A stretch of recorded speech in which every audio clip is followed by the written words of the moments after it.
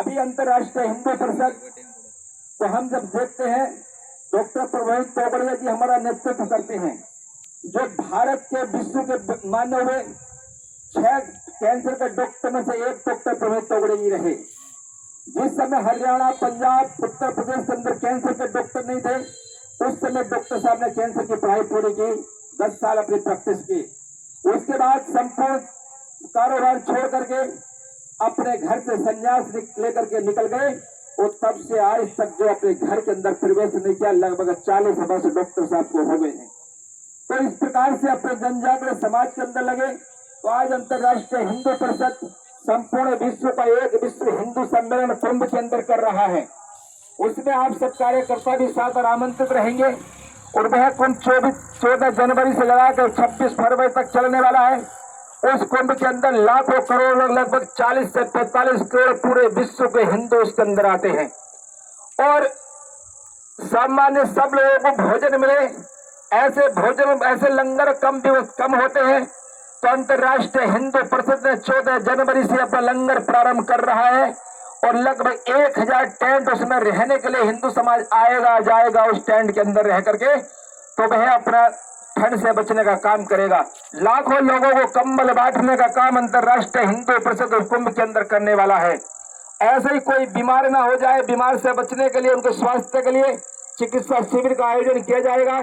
ऐसे 15 स्टॉल के द्वारा कुंभ के अंदर सनातन अनुयायियों का सेवा का काम करने का अंतर्राष्ट्रीय हिंदू परिषद काम करेगा। 2400 घंटों में है अपना लंगर चलने वाला है। उसी के अंतर्गत 4 बड़े सम्मेलन देश के अंदर अपने कुंभ के अंदर रहेंगे। एक सम्मेलन युवाओं के लिए होगा राष्ट्रीय बजरंग दल के बैनर पर, दूसरा सम्मेलन होगा राष्ट्रीय महिला परिषद ओजस्विनी बहनों के लिए होगा, तीसरा सम्मेलन ऑल संगठन का होगा, साधु संत उस पर मंच पर होंगे और ऐसे चौथा सम्मेलन जो भारत के बाहर हिंदू रहता है, ऐसे 100 देशों के लोगों को कुंभ में बुलाया है। आप सबके भी कोई परिचित, कोई मित्र, कोई भाई, कोई परिचय, ऐसा कोई विदेश में रहते हैं, उनका एड्रेस पता आप दोगे तो उनको भी निमंत्रण अपने अंतर्राष्ट्रीय हिंदू परिषद की तरफ से जाएगा। वो आए नहीं आए वो उनके समय को ऊपर निर्भर करता है, लेकिन हम सबको निमंत्रण देंगे। तो ऐसे 100 देशों के अंदर आज अंतर्राष्ट्रीय हिंदू परिषद खड़ा है। तो ऐसे ही हम सबको जब काम करते हैं देश के अंदर, समाज के अंदर, तो डॉक्टर साहब ने कहा, क्योंकि बहुत सारे लोग जब देखते हैं सनातन का काम करते हुए, तो जब उन पर कोई विपदा आती तो हम छोड़ कर भाग जाते हैं। संगठन कहते हैं हमारे संगठन का कार्यकर्ता नहीं था, लेकिन अंतर्राष्ट्रीय हिंदू परिषद ने हमने स्थापना काल से तय किया है, कोई भी सनातन का हमारे साथ कार्यकर्ता है या नहीं है, लेकिन सनातन धर्म के लिए काम करेगा और वो जेल भी जाएगा तो उसके मुकदमे की पैरवी अंतर्राष्ट्रीय हिंदू परिषद जितना भी सहयोग हो सकता है उतना करेगा, उतना कराने का संकल्प अंतर्राष्ट्रीय हिंदू परिषद लिया है। ऐसा ही हमने देखा होगा, जब कोई क्रिया की प्रतिक्रिया नहीं होती, जब तक ये आतंकवादी घटने घटती रहती है। गोधरा हुआ, 59 लोग जिंदा जलाए गए। गोधरा के बाद गुजरात हुआ, हजारों लोग जेल में गए। आज भी डॉक्टर साहब, उनके परिवार की चिंता, गुजरात का संगठन आज उनके परिवार की चिंता करता है। उनके पालन पोषण से लेकर शिक्षा तक की व्यवस्था, उनके स्वास्थ्य की व्यवस्था, 100 बेड का हॉस्पिटल डॉक्टर साहब ने अपना खड़ा किया था, लेकिन उसमें उन सब परिवारों की स्वास्थ्य की चिकित्सा निःशुल्क होती है आज भी। तो ऐसा अंतर्राष्ट्रीय हिंदू परिषद के अध्यक्ष माननीय डॉक्टर साहब के द्वारा ये पहले से चल रहा है। तो इसलिए हम सब उसके अंदर काम करते हुए हम आगे बढ़ेंगे। देश सुरक्षित रहेगा, धर्म सुरक्षित रहेगा और आने वाले बामन खान जैसे कितने लोग हैं ऐसे कुकुर मुत्ते की तरह भोगते रहते हैं। कोई कहता है कि हैदराबाद से बोलता है कि 15 मिनट के लिए फोर्स हटा दो, लेकिन इतिहास गवाह है 15 मिनट के लिए फोर्स हटी थी बिहार के अंदर, नालंदा के अंदर। एक भी तिलक वाले का सर उस गंगा जी के अंदर नहीं गए, सब टोपी वाले के सर बह करके गए थे। और ऐसी मुरादाबाद के अंदर 15 मिनट के लिए हटी थी फोर्स, बिजनौर के अंदर हटी थी बिजनौर। तो इसी प्रकार से गोधरा के बाद गुजरात के अंदर हटी रुकी थी। तो इस प्रकार से हिंदू समाज बहादुर है, योद्धा है, लेकिन हिंदू समाज जब तक शांत है तब तक उसके ऊपर अत्याचार हो रहा है। जब हनुमान जी की शक्ति को कोई जामवंत जगा देगा तो लंका को विध्वंस करके एक ही हनुमान जी काफी है। इसी प्रकार से राष्ट्रीय बजरंग दल का प्रत्येक कार्यकर्ता राम जी की सेना का सिपाही बनकर के वानर सेना का सिपाही है और हम सब देश और धर्म के लिए काम कर रहे हैं। तो हम सबको मिलकर के काम करना है। आसपास के गांव के अंदर 5-5, 6-6 लोगों की टीम बनानी है। तो इस प्रकार से हमें आगे बढ़ना है, क्योंकि समाज खड़ा होगा तो विधर्मी शक्तियों को समाप्त कर सकते हैं। और आज क्योंकि लोकतंत्र है, लोकतंत्र में संख्या गिनी जाती है और लोकतंत्र में संख्या के आधार पर विजय प्राप्त की जाती है। तो इसलिए हम सबको संख्या बल भी बढ़ाना, लेकिन हमारा रास्ता है हिंदू ही आगे। हम किसी भी पार्टी का समर्थन करते होंगे, उससे कोई हमारा लेना देना नहीं। आपने वोट दे दिया जिसको देना था, लेकिन हम सब हिंदुत्व के नाम पे सब एक हैं। जैसे वो इस्लाम के नाम पे एक होते हैं, वैसे हम हिंदुत्व के नाम पे, सनातन के नाम पर एक हैं। यही भाव हमारे मन के अंदर रहना चाहिए। जैसे नरेश जी भाई साहब कह रहे थे कि वर्ग होना चाहिए, क्योंकि आज शस्त्र हमारे हाथ में आ गया है। मैंने एक जगह घटना देखी, डकैती पड़ी, उनके घर में 6 लाइसेंस थे, राइफल से लेकर पिस्टल तक। देसी कट्टे वाले लोग आए और दीवार से बाहर उनके सारे शस्त्र मंगवा लिए, देसी कट्टे वाले लूट करके ले गए।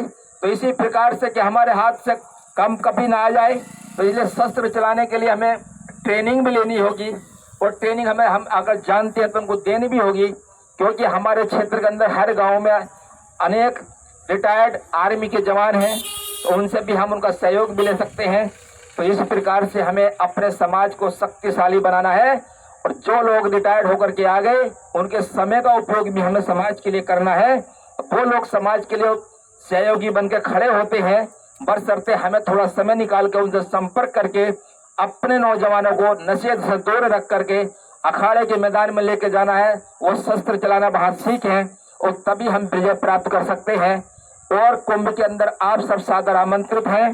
कुंभ में क्योंकि इतना बड़ा खर्च सारा होने वाला है, लगभग राउंड फिगर में 25 से 30 करोड़ का खर्च आएगा।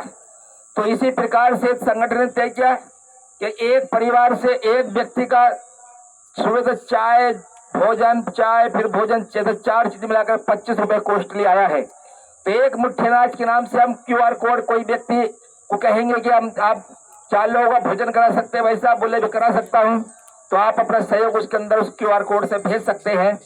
और इसी प्रकार से क्योंकि हम सब किसान हैं, किसानों के यहाँ अभी फसल है, तो उसमें से जो जो हम सहयोग कर सकते हैं, तो वह सब आप एकत्रित करके पूरा संगठन यहाँ का, तो वह आप व्यवस्था कर सकते हैं। इतनी बात कह करके मैं अपनी वाणी को विराम दूंगा, क्योंकि आज शस्त्र पूजन का समय है। जब जब हिंसा करती है तांडव भूखे नंगों की रोटी पर, तब हार्तनाद को हुंकार लगानी पड़ती है और दुश्मनों के पंख तन्ने को तलवार उठानी पड़ती है। तो इसी प्रकार आज ऐसे अनेक बामन, जैसे जो मेवात से बोलता था, तो ऐसे हर क्षेत्र के अंदर कुकुर मुत्तों की तरह पैदा हो गए हैं। तो इसलिए हमें भी जो है अभी, क्योंकि कुछ चर्चाएं बैठ करके होती है आराम से, तो हमें भी ऐसे लोगों को चिन्हित करना पड़ेगा, सूची बनानी पड़ेगी, सूची बना करके। क्योंकि हमें क्या होता है कि हम छोटे को पिटाई कर देते हैं, बड़ा वाला बच जाता है। इसलिए छत्रपति शिवाजी और भगवान श्री कृष्ण की नीति को अपना करके हमें इस युद्ध में जीतना है। छत्रपति शिवाजी का लक्ष्य हुआ करता था, सामने वाले कुकुर मुत्ते होते थे हजारों की संख्या में, और शिवाजी की सेना के 50 सैनिक, 100 सैनिक, 500 सैनिक जाकर के विजय प्राप्त करके आ जाते थे। तो वह उस कुकुर मुत्ते का जो नेतृत्व करने वाला सेनापति उसको चिन्हित करते थे। उसी प्रकार नेता चिन्हित, कुकुर मुत्ता चिन्हित हो गया, वो हमारी गिरफ्त में आ गया, पूरी फौज भाग जाती थी, सरेंडर कर देती थी। इसी प्रकार से क्योंकि भारत की सेना ने पाकिस्तान की 93,000 सैनिकों को बंदे बना लिया था, तो इसी प्रकार से हम सब उन्हीं के वंशज हैं और हम सब यह काम करेंगे तो विजय प्राप्त करेंगे। इतनी बात कह करके अपनी पानी को विराम। बोलो भारत माता के जय श्री राम, जय श्री राम, जय जय श्री राम।